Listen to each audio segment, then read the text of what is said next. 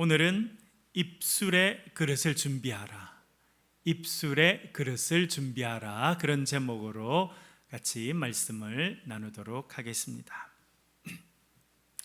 최근에는 그릇을 준비하라, 그런 주제로 제가 연속해서 말씀을 드리고 있습니다. 왜 그러냐면 하나님께서 우리 새창조교회를 통해서 새로운 역사를 이루길 원하시기 때문에 그렇습니다. 하나님께서 우리 교회를 안전한 교회로, 안정된 교회로 만들어 주셨습니다. 그리고 하나님께서 우리 교회를 이 다음 단계로 이끌어 가시길 원하십니다. 그런데 우리에게 필요한 게 있어요. 그건 무엇이냐면 우리가 그릇을 준비하는 것입니다. 여러분, 하나님은 좋으신 하나님이십니다. 우리를 통해서 영광 받기를 원하시는 하나님이십니다. 우리를 통해서 이 땅 가운데 생명의 역사를 이루어 가기를 기뻐하시는 분이십니다. 우리를 그 일에 불러주셨습니다. 그 일에 사용하기를 원하십니다. 이제 우리가 해야 되는 일은 합당한 그릇을 준비하는 것입니다. 우리가 하나님 영광에 합당한 그릇으로 준비될 때 하나님께서는 준비한 그릇 가운데 복과 은혜를 부어 주실 줄로 믿습니다. 그래서 우리가 그릇을 준비해야 합니다. 지난주에는 꿈과 비전의 그릇을 준비하라는 제목으로 말씀을 드렸습니다. 지난주에도 말씀드렸습니다만 어떤 분들은 꿈과 비전의 그릇을 준비하라 하면 그거는 우리 중고등부 학생들이나 준비하는 거다 생각하는 사람이 있어요. 대학생들이나 여기 있는 청년들, 그런 사람들이나 준비하는 거지 우리는 준비하기에 너무 늦었다 생각하는 분들이 있어요. 여러분, 하나님께서 아브라함에게 나타나셔서 내가 너에게 지시할 땅으로 가라 말씀하셨습니다. 너로 복이 되게 할 것이다 말씀하셨습니다. 너를 통해서 세상의 모든 백성들이 하나님의 복을 받게 될 것이다 말씀하셨습니다. 그때가 몇 살이었습니까? 75세였습니다. 여러분, 아브라함 때는요, 대부분의 사람들이 75세까지 살지도 못했을 때, 그때 하나님께서 말씀하셨습니다. 아브라함을 밖으로 불러내시고 밤 하늘을 바라보게 하시고 별을 다 세게 하시면서 너의 자손이 하늘의 별과 같을 것이다. 하나님께서 약속의 말씀을 주셨습니다. 그때 그의 나이가 얼마였습니까? 80이 넘었어요. 80이 넘은 노인이었던 아브라함, 그는 하늘의 별을 세면서 하나님 말씀을 들었습니다. 그리고 그 하늘의 별과 같이 나의 자손이 많아질 것이다 라고 하는 것을 그의 꿈과 비전으로 가졌습니다. 그의 마음 가운데 그런 비전을 가졌다는 거예요.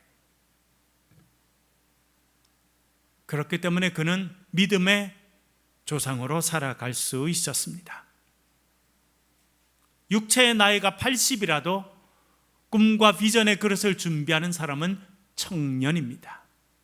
그러나 나이가 20살이라도 꿈과 비전이 없는 사람은 노인네예요. 저도 장신대에서 학생들을 오래 가르쳤고 지금도 연세대학교에서 대학원에서 학생들을 가르치고 있습니다. 노인들이 많아요. 나이는 27인데 노인이에요. 왜요? 피부가 늙어서요? 힘이 없어서요? 아니요, 꿈이 없어요. 비전이 없어요. 눈을 보면 알 수 있거든요. 눈을 보면 알 수 있어요. 몸은 여기 와 있는데 마음은 여기 없어요. 학교 공부해야 되니까 이 자리에 앉아 있습니다. 마음은 없어요. 꿈이 없어. 비전이 없어. 그런 청년들이 너무나 많습니다. 이것이 우리나라의 위기예요. 꿈이 없다니까요. 마음이 없어요. 그냥 앉아 있어야 되니까 그 자리에 앉아 있는 거예요. 이 수업 지나가야 되니까, 돈 벌어야 되니까, 알바해, 이 시간 지켜야 알바를 받을 수 있으니까 그 자리에 앉아 있는 거예요. 눈이 허리멍텅해. 배우고 싶어하는 마음이 없어요. 열정이 느껴지지 않아요. 그것이 우리나라가 경험하는 진정한 위기입니다. 70년대, 80년대 가난했어요. 대학생들도 헐벗었어요. 학비도 없고 먹고 살 것도 없었어요. 교회 오는 교인들도 가난했어요. 좋은 옷 입고 오지 못했어요. 좋은 환경에서 에어컨도 없는 더운 곳에서 선풍기 한두 대 놔놓고 예배 드렸습니다. 그래도 꿈과 비전이 넘쳤어요. 그래서 하나님께서 그 사람들의 기도를 들으시고 믿음의 그릇을 준비하게 하시고 그들의 꿈과 비전 가운데 하나님께서 은혜를 베풀어 주셔서 우리나라가 이렇게 발전해 온 것입니다. 여러분 주민등록상에 있는 나이가 문제가 아닙니다. 오늘도 하나님께 주시는 꿈과 비전을 받으시고 꿈과 비전의 그릇을 준비하는 하나님 앞에서의 청년으로 살아가실 수 있기를 주의 이름으로 간절히 축원합니다. 그런 사람이 많은 교회는요, 희망이 있는 교회예요. 내일이 있는 교회예요. 그러나 그런 사람이 적은 교회는요, 내일이 없는 교회입니다. 오늘은 입술의 그릇을 준비하라, 그런 제목으로 말씀을 전해드립니다. 따라해 보겠습니다. 입술의 그릇을 준비하라. 한 번 더 해볼게요. 입술의 그릇을 준비하라. 하나님께서 새로운 일을 이루어 가실 때 적용되는 영적인 질서가 있습니다. 하나님은 질서의 하나님이세요. 그래서 일을 마음대로 아무 질서 없이 이루시는 것이 아니라 정해진 질서에 따라서 일이 이루어지도록 하시는 분이십니다. 하나님께서 새로운 일을 이루어 가실 때 이루어 가시는 영적인 질서가 있습니다. 그것은 무엇이냐면 첫 번째는 꿈과 비전을, 그 그릇을 준비하게 하십니다. 지난주에 말씀드렸죠. 꿈과 비전의 그릇을 준비하게 하시는 거예요.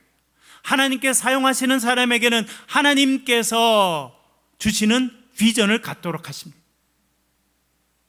80이 넘었던 아브라함에게 하나님 하늘을 바라보며 그 하늘의 별들을 마음에 가지는 비전을 갖게 하셨습니다. 여러분, 비전은 무엇이냐면 앞으로 일어날 일을 마음속에 분명한 그림으로 가지는 것이 비전입니다. 여러분, 오늘 예배 중에 이런 비전이 생겨나실 수 있기를 간절히 바랍니다. 눈으로 보이지 않아요. 눈앞에는 나타나는 것이 없습니다. 그렇지만 눈을 감아도 내 마음 가운데 앞으로 내가 해야 될 일, 앞으로 내 삶에 이루어질 것이 구체적인 그림으로 보여지는 것이 비전입니다. 여러분, 비전의 사람이 되실 수 있기를 간절히 바랍니다. 여러분, 나이가 70이 되고 80이 되셨어도 하나님께서 나를 통해서, 우리 자녀들을 통해서, 우리 교회를 통해서 이루실 그 놀라운 꿈과 비전을 가지는 그런 주님 앞에서의 청년으로 살아가실 수 있기를 간절히 바랍니다. 그게 첫 번째. 그렇게 꿈과 비전의 그릇을 준비하면 그 다음 그릇이 준비됩니다. 그것이 무엇입니까? 믿음의 그릇이에요. 지난주도 말씀드렸습니다만 믿음이 있으면 꿈이 생기고 비전이 생긴다, 그럴 것 같은데 실제로는 그렇지 않아요.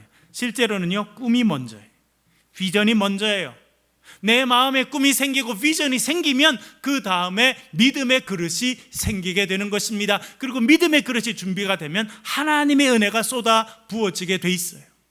지난주에 말씀드린 것처럼 한 가난한 여인, 자식 둘을 종으로 뺏기게 된 그 여인이 엘리사에게 찾아옵니다. 엘리사가 이웃에 가서 뭘 준비하라고 말합니까? 빈 그릇을 준비하라고 합니다. 얼마만큼 준비하라 그래요? 빌릴 수 있는 만큼. 다시 말씀드리면 너의 믿음의 크기만큼 그릇을 준비하라는 거예요. 중요한 이야기입니다. 우리가 준비하는 믿음의 크기만큼 하나님께서 쏟아 부어 주실 줄로 믿습니다. 아니요, 하나님은 놀라운 은혜를 물과 같이, 폭포수같이 쏟아 부어 주시는데 사실은요, 우리가 준비한 그릇만큼만 담기는 거예요. 그것이 믿음의 그릇입니다. 그런데 여러분, 오늘 중요한 것 하나 더 말씀드리려고 합니다. 그것은 무엇이냐면 믿음의 그릇을 준비함에 있어서 같이 가는 것이 있어요. 그것이 무엇이냐면 입술의 그릇이라고 하는 것입니다. 이것은 마치 수레의 양바퀴와 같아요. 여러분 어릴 때 시골에서 술에 끓여보셨어요? 우리 동네에서는 그걸 리어카라고 불렀거든요. 끓여보셨나요 여러분? 바퀴 하나만 달고 끌 수 있던가요? 없습니다. 반드시 양쪽이 있어요.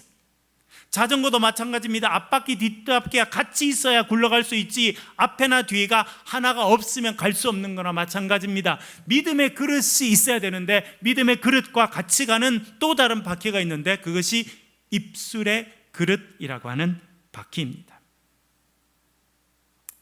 하나님이 꿈을 주셨는데 그 꿈이 우리 마음속에만 있어서는 그것이 현실이 되지 못합니다.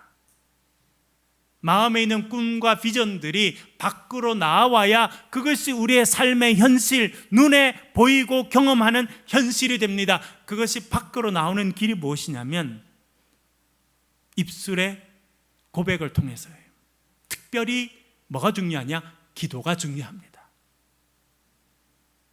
기도가 우리 입술의 그릇입니다. 지난주에 말씀드린 것처럼 하나님께서 저에게 여러 사람을 통해서, 여러 환경을 통해서 꿈을 가지게 하셨어요. 그것은 교회 목자님을 통해서, 같은 대학에 다니던 그런 선배를 통해서, 또 주위에 일어나는 일들을 보면서 꿈을 갖게 하셨습니다. 그래서 나는 군종 목사가 되면 좋겠다. 그래서 제가 정복을 입고 있는 장교가 되는 꿈을 꾸게 됩니다. 또 1년 동안 교환학생으로 미국에 보내주니까 나는 거제도에서 태어나서, 사실은 전 거제도에서 태어나서 서울도 대학 2학년 때 처음 가봤거든요. 억수로 촌스럽죠. 그래서 제가 나중에 대학 들어가서 기도했어요. 하나님, 저는요 우리나라도 안 그래도 조그만데 이 우리나라에서도 더 조그마한 섬에서 태어나서 고등학교까지 자랐으니 하나님 저 억울해요. 제가 그랬어요. 정말요. 하나님 앞에 그러죠. 하나님 저 억울해요. 그래서 하나님 저를 쓰시려면 세상 넓은 거를 경험하며 구경하며 살게 도와주세요. 그래서 전 세계 다니게 하시고 그런 데 가서 공부하도록 도와주세요. 그렇게 기도했어요. 그래서 지금까지 30여 개국에 다닐 수 있는 길을 하나님 열어주시고 여러 곳을 돌아보고 또 미국에서 공부할 수 있는 길도 열어주셨거든요. 그래서 제가 신학대학원 다닐 때 저희 집은 가난하니까 일단은 공짜로 유학 갈 수 있는 길을 열어달라고. 그게 교환학생이 되는 거예요. 실제로 교환학생 되니까 학교에서요 돈을 다 대줘서 저는 어느 학교도 돈을 한 푼 안 내고 유학하고 공부하게 되더라고요. 그런 꿈을 꾸게 됐어요. 나중에는 제가 미국에 가서 박사학위를 받고 박사 가운을 입는 그런 모습을 마음에 그리게 됐습니다. 그래서 어떻게 했을까요? 제가 다니던 장신대 뒤에 아차산이라는 학교가 있습니다. 지금도 아차산성이라고 하는 유명한 데가 지금 발굴되고 있고 사람들이 아주 많이 가는 산이에요. 높지는 않은데 자그마한 산인데 한강, 북한강 가는 쪽 옆에 서 있어요. 학교가 그 앞에 있습니다. 그래서 금요일 저녁마다 산에 올라갔어요. 저는요 제가 금요일 저녁 밤에 산에 올라가서 바라본 서울 시내 모습이 지금도 눈에 얼마나 선한지 모릅니다. 금요일 저녁 서울은 불야성이죠. 대구도 그렇습니다만 서울 금요일 저녁 불야성이에요. 온 도시가 그냥 불로 팍 켜 있고 여러분 그 한강을 지나는 다리마다 차들이 빽빽히 서 있는 그런 모습을 보고 아차산 중턱에 있는 바위 위에 올라가서 하나님을 찬송했습니다. 처음부터 기도가 나오진 않잖아요. 그래서 하나님을 찬양하는 거예요. 주님의 높고 위대하심을, 그런 찬양. 그렇죠? 내 마음에 있는 여러 찬양을 한참 하고 나면 기도로 들어가게 됩니다. 어떤 기도를 했을까요? 하나님, 제가 대학 4년을 졸업할 수 있도록 먹을 것, 입을 것, 마실 것, 공부할 수 있는 것을 주십시오. 신학대학원 학비를 주시고 제가 공부할 수 있는 모든 여건을 주십시오. 그리고 신학대학원 다니면서는 교환학생으로 미국에 가서 1년 동안 공부할 수 있도록 도와주십시오. 그것을 마치고는 신학대학원 졸업하고 장교가 돼서 군대에서 장교가 되고 또 목회할 수 있도록 도와주십시오. 그리고 그 이후에는 다시 제가 미국으로 유학 가서 박사학위를 받을 수 있도록 도와주십시오라고 기도했습니다. 인생의 그런 계획들을 가지고 기도하는 거죠. 갈 때마다 반복하는 거예요. 그 다음 금요일 가면 또 찬양하고 또 그 기도 제목 말씀드리고 그 다음 금요일 올라가면 또 찬양하고 또 그 기도 제목 말씀드리고 구체적으로 내 입으로 구체적인 단어로 구체적인 시간 계획을 갖고 구체적으로 말씀드리는 거예요. 그것이 입술의 그릇을 준비하는 시간이고, 참 놀라운 건 뭐냐면요, 그렇게 입술의 그릇을 만들어가는 시간 동안에 뭐가 같이 만들어지는 줄 아세요? 내 믿음이 만들어지는 거예요. 믿음의 그릇이 준비가 되는 겁니다. 그렇게 믿음의 그릇이 준비가 되면 하나님께서 준비된 믿음의 그릇 가운데 놀라운 은혜를 채워주시는 줄로 믿습니다. 지난주에 말씀드렸죠. 우리 믿음이라는 게 뭐라는 겁니까? 믿음은 바라는 것들의 실상이다. 우리 믿음은요, 받침대 같아요. 든든한 받침대를 만들어놔야 하나님께서 우리의 기도의 응답을 그 받침대 위에 세워주실 수 있는 거예요. 그 든든한 받침대를 만드는 것이 기도고 입술의 고백이고 입술의 그릇인 것입니다. 여러분, 날마다 기도를 통해서 하나님이 주신 꿈과 비전을 여러분들의 삶의 구체적인 그릇으로 만들어 가실 수 있기를 간절히 바랍니다. 특별히 여러분들도 기도하시고요, 여러분 자녀들에게 기도 훈련을 그래서 시키셔야 돼요. 아이들이 자신의 입술로 하나님께 기도하도록, 하나님 주신 비전을 입으로 고백하도록, 그것이 얼마나 중요한지 모릅니다. 그렇게 기도의 그릇, 기도의 고백이 우리의 입술의 그릇을 만들어가는 것입니다. 또 우리의 입술의 그릇을 만들어가는 중요한 방법이 있는데, 그것은 무엇이냐면 믿음의 언어로 이야기하고 선포하는 거예요. 기도는요, 하나님께 드리는 거예요. 그래서 하나님 앞에 나아가서 하나님, 저 이런 기도 제목이 있습니다, 이런 비전이 있습니다, 하나님께 말씀드리는 거 중요합니다. 그리고 우리의 삶에도 어떻게 해야 되냐면 그것을 선포해요. 구체적인 언어로 이야기해야 돼요. 말해야 됩니다. 이렇게 우리의 언어는요, 엄청난 힘을 갖고 있습니다. 그것을 가장 잘 알았던 사람 중에 한 명이 야고보 사도였습니다. 그래서 오늘 읽은 본문에서 이렇게 말합니다. 4절, 우리 화면을 보면서 성경책을 보면서 한번 읽어보겠습니다. 4절 천천히 같이 읽겠습니다. 시작. 또 배를 보라, 그렇게 크고 광풍에 밀려가는 것들을 지극히 작은 키로서 사공의 뜻대로 운행하나니. 아멘. 여러분, 배를 보셨어요? 대구에 사셔서 배 많이 못 보셨죠? 수성못에 떠 있는 오리배 이야기하는 거 아닙니다. 그건 뭐 배측에도 들지 않죠. 저는 하나님 은혜로 엄청 큰 배를 매일 보고 살았어요. 왜냐하면 거제도에서 태어났는데, 제가 태어나서 살았던 집이 산 바로 밑이었는데, 거기서 딱 보면 이순신 장군이 전쟁하셨던 옥포만이 보이거든요. 옥포 대접이 있었던 옥포만. 그 옥포만에 뭐가 있냐면 세계에서 두 번째로 큰 조선소가 있어요. 여러분, 우리나라 조선소가 세계 1등, 2등, 3등인 건 알고 계시죠? 예, 세계에서 두 번째로 큰 조선소가 거기 있어요. 저희 어머니 그러셨어요. 조선소가 만들어지고 한 달 뒤에 제가 태어났다고. 하여튼 매일 원하든 원치 않든 조선소에서 만들어지는 배를 보게 됐는데, 그 배는요, 축구 경기장 2개, 3개를 합쳐 놓은 것만큼 엄청나게 큰 배들입니다. 지금은요, 컨테이너 아시죠, 여러분? 컨테이너. 아마 우리 눈에 보이는 이 우리 공간에 있는 이 모든 거, 의자를 비롯해서 모든 걸 다 집어넣어도요, 컨테이너 하나를 못 채우잖아요, 여러분. 채울 수가 없어요. 이 정도 뭐 피아노랑 이거 전부 다 집어넣어도 컨테이너 하나 채울 수가 없습니다. 우리가 다 들어가도 컨테이너 하나 다 안 채워져요, 사실. 근데 그 컨테이너를 요즘에는 13,000개씩 배 하나가 싣고 다닙니다. 상상할 수 없을 만큼 큰 배들입니다. 어릴 때 그 정도 큰 배는 아니었지만 그래도 정말 큰 배들을 볼 수 있었는데요, 재밌는 거는 그 배의 방향을 결정하는 게 뭐라는 거예요? 키라는 거예요. 얼마나 클까요? 쬐끔해요. 그 배에 비해서는 쬐끔하다는 거예요.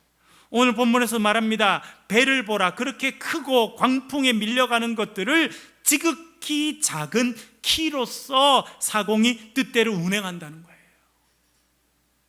그런데 그 작은 키와 같은 것, 그것이 뭐라는 겁니까? 우리의 입술의 혀라는 겁니다. 너무나 작지만, 우리의 입술의 혀는 너무나 작지만 엄청난 힘을 갖고 있고 우리의 인생의 방향을 결정하게 돼 있다는 겁니다. 여러분, 입술로 고백하는 것, 여러분의 삶에, 우리의 몸에 너무나 작은 부분인 이 혀로 말하는 것은요, 여러분의 인생의 방향을 정하게 돼 있다는 거예요. 그래서 5절 이렇게 말합니다. 5절 말씀 화면 보면서 같이 한번 읽겠습니다. 시작. 이와 같이 혀도 작은 지체라도 큰 것을 자랑하도다. 보라, 얼마나 작은 불이 얼마나 많은 나무를 태우는가. 아멘. 혀는 너무나 작지만 뭘 자랑한다는 거예요? 자기가 얼마나 힘이 센지 자랑한다는 거예요. 그리고 이렇게 비유를 했어요. 작은 불 하나가 있는데 그것이 얼마나 많은 나무와 산을 태울 수 있는지. 참 안타깝게도 최근에도 이 대구 근처에 큰 불이 있었죠, 여러분. 그리고 때때로 우리 여기 동해안에 큰 불이 일어날 때가 있습니다. 그래서 엄청나게 많은 집들이 소실되고 나무가 소실되고 그러는데, 여러분, 그 엄청난 산불이 어디서 시작해요? 어디서 시작하던가요? 무심코 버린 불씨 하나에서 시작한다는 거예요. 야고보는 그렇게 비유합니다. 무심코 던져진 작은 불씨 하나가 온 산을 태우고 천지를 태우듯이 우리의 입술에 있는 너무나 작은 혀 이거 하나가 우리의 삶의 방향을 결정하는 엄청난 힘을 갖고 있다고 말해주고 있습니다. 그래서 뭐가 필요하느냐? 입술의 지혜가 필요하고 혀의 지혜가 필요합니다. 오늘 제목으로 말씀드린 입술의 그릇을 준비하는 것은 우리의 반복되는 말에 있다는 거예요. 여러분들이 지금 어떤 말을 하고 있는지 잘 살펴보세요. 여러분들 잘 몰라요. 내가 무슨 말을 하고 사는지. 주위에 있는 사람은 압니다. 여러분, 가까이 있는 가족들은 알아요. 가까운 친구들은 알아요. 같은 교인들, 같이 셀 모임 하는 사람들은요, 그 사람이 무슨 이야기를 반복적으로 하는지 압니다. 여러분들이 지금 반복적으로 하는 말은 반드시 여러분의 미래가 될 것입니다. 그래서 입술을 조심해야 돼요. 그래서 지혜는 혀에 있는 겁니다. 그래서요, 믿음의 말을 반복적으로 해야 돼요. 너무나 분명한 예가 나오는데 민수기 13장입니다. 민수기 13장에 보면 모세가 12정탐꾼을 보냅니다. 여러분, 이 사람들 보통 사람들이 아니에요. 각 지파를 대표하는 가장 똑똑하고 가장 믿음이 괜찮은 사람들을 뽑은 거예요. 그냥 그런 사람들이 뽑힌 게 아닙니다. 여러분, 정탐꾼들이요, 우스운 사람들이 아니에요. 각 지파를 대표할 만한 사람이라는 거예요. 이게 중요합니다. 그 정탐꾼들을 12명을 가나안 땅으로 보냅니다. 여러분, 가나안 땅이 무슨 땅입니까? 하나님께서 약속하신 땅, 하나님께서 주겠다고 약속하신 땅입니다. 젖과 꿀이 흐르는 땅입니다. 그 땅을 정탐합니다. 40일을 정탐한 다음에 정탐꾼들이 다시 모였습니다. 기대하는 마음으로 백성들이 다 모였어요. 10명이 일어나서 말하는데 긍정적으로 말합니까? 부정적으로 말합니까? 부정적으로. 그 땅 가보니까 좋기는 해요. 좋기는 해. 왜냐하니까 자기들이 실제로 경험해 본 거예요. 그리고 여러분, 포도송이 하나를 빼왔는데 얼마나 큰지 혼자 포도송이 한 송이를 다 들지 못할 만큼 엄청난 포도송이가 열리는 것을 보고 왔어요. 그러면 좋은 땅이에요? 안 좋은 땅이에요? 좋은 땅이지. 근데 이 사람들 뭐라 그럽니까? 성경에 보니까 그 땅을 악평하였다는 거예요. 일부러 악한 말을 했다는 거예요. 이 사람들이 믿음 있는 사람입니까? 믿음이 없는 사람입니까? 그 지파에서 제일 믿음이 좋고 그 지파에서 제일 똑똑하고 제일 괜찮은 사람을 뽑았는데 그 12명 중에 10명은요 부정적인 말을 해요. 그 땅은 악한 땅입니다. 살고 있는 사람들을 삼키는 땅입니다. 그리고 그 땅에 가봤더니 거인족들이 살고 있습니다. 우리들은요 그 거인족에 비하면 메뚜기 같습니다 라고 말합니다. 이렇게 부정적인 말을 했더니 어떤 파급 효과가 일어납니까? 민수기 14장 1절과 2절을 보면요 이스라엘 백성들이 그 말을 듣고 분노했어. 화가 났어. 밤새 기도한 것이 아니라 밤새 원망하고 밤새 불평하고, 심지어 뭐라고 이제 말하냐면 우리를 왜 이 땅에 데리고 나왔느냐? 우리가 애굽에서 죽든지 이 땅에서, 이 광야에서 죽었으면 좋겠다. 여러분, 성경에 그렇게 묘사되어 있어요. 여러분, 아무리 화가 나도 해야 될 말이 있고 하지 말아야 될 말이 있어요. 여러분, 마음속에 있는 말과 그것이 내 입술을 통해서 구체적으로 드러나오는 말은요, 완전히 다른 말이 됩니다.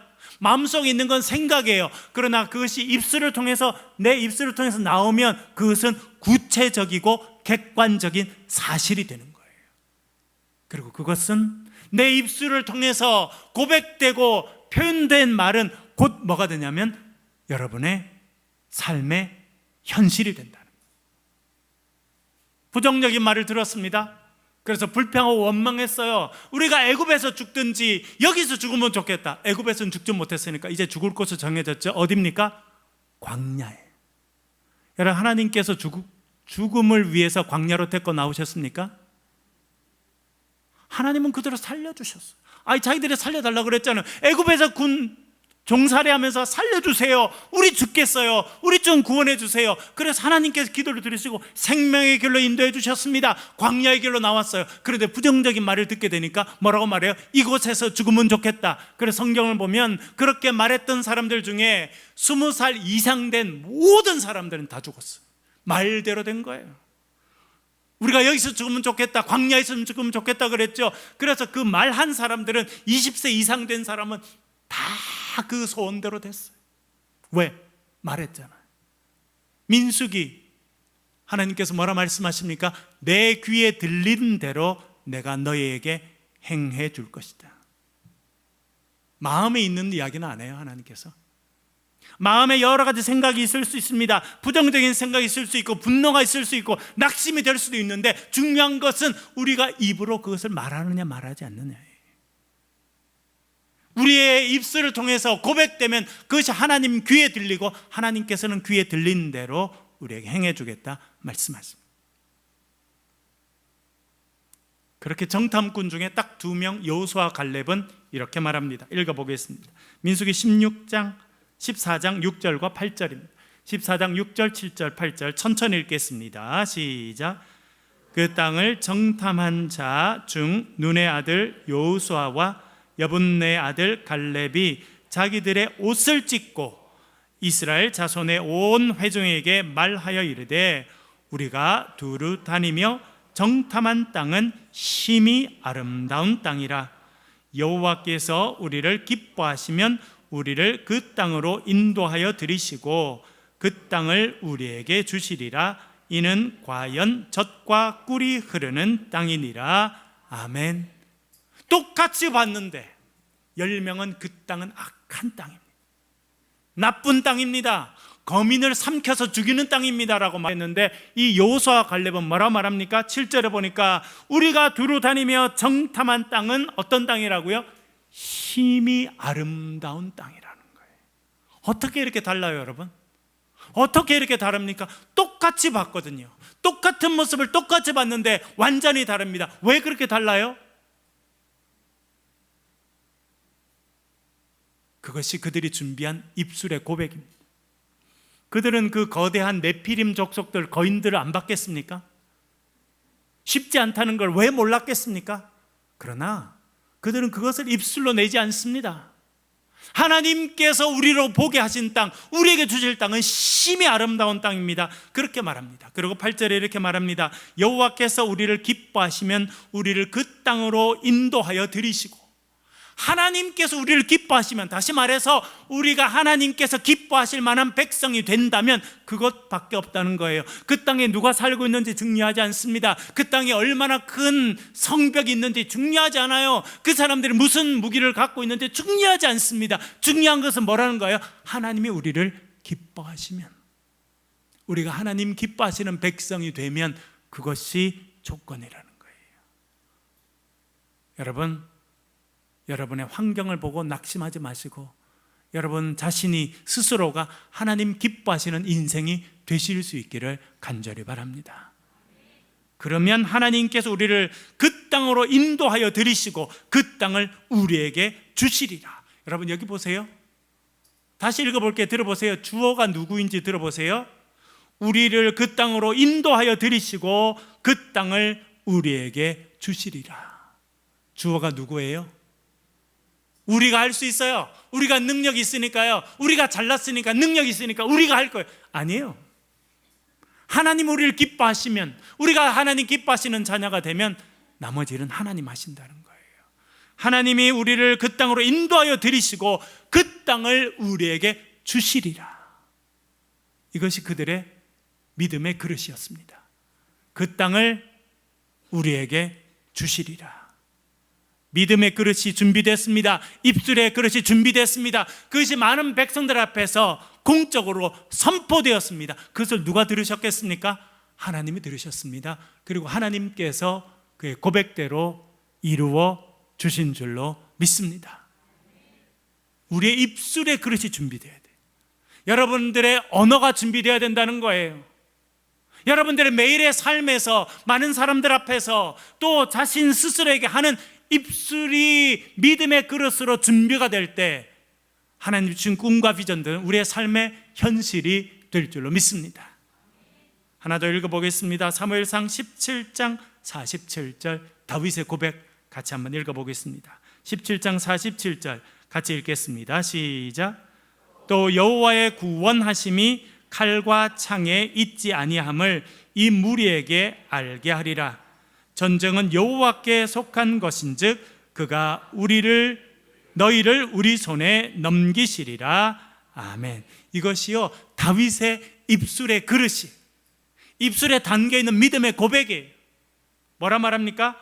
여호와의 구원하심은 칼과 창에 있지 아니함을 이 무리들에게 보여주겠다는 겁니다. 그리고 그가 이렇게 말합니다. 전쟁은 누구에게 속했다고요?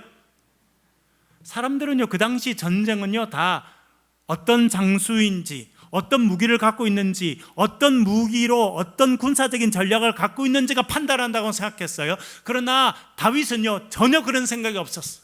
그리고 그의 마음에 있는 믿음이 있었는데 그것은 무엇이냐면 전쟁은 하나님께 속했다는 거예요. 더 중요한 것은 그것을 자기가 입술로 고백한다는 겁니다. 전쟁은 하나님께 속했다는 겁니다. 문제는 얼마나 좋은 무기를 갖고 있느냐, 얼마나 훌륭한 장수를 갖고 있느냐가 아니라 우리가 하나님께 속해 있느냐, 속해 있지 않느냐, 하나님 우리를 기뻐하시느냐, 기뻐하시지 않느냐에 달려있다는 거예요. 그리고 이렇게 말합니다. 전쟁은 여호와께 속한 것인즉 그가 너희를 우리 손에 넘기시리라. 전쟁은 여기서 벌써 끝난 거예요. 왜요? 믿음이 있었고 그 믿음을 입술의 구체적인 언어로 표현하였기 때문입니다. 여러분, 믿음의 그릇을 준비하시되 입술의 그릇을 통해서 믿음을 만들어 가시는 저와 여러분 되실 수 있기를 바랍니다. 우리가 믿음의 그릇을 준비하고 입술의 그릇을 준비할 때 하나님 주신 꿈과 비전은 우리의 삶의 구체적인 현실이 될 줄로 믿습니다. 이런 은혜를 받아들이는 저와 여러분 되시길 주의 이름으로 간절히 축원합니다. 기도하겠습니다. 우리 말씀을 가지고 우리가 입술을 열어서 구체적인 언어로 하나님 앞에 기도하겠습니다. 하나님, 믿음의 그릇을 주십시오. 구체적인 입술의 기도를 우리의 가운데 주십시오. 우리의 삶의 입술의 그릇이 준비되게 도와주십시오. 우리 자녀들의 삶 가운데 하나님 은혜를 더해 주시옵소서. 말씀을 붙잡고 소리를 내서 통성으로 같이 한번 기도하겠습니다. 기도하십시다. 아버지 하나님,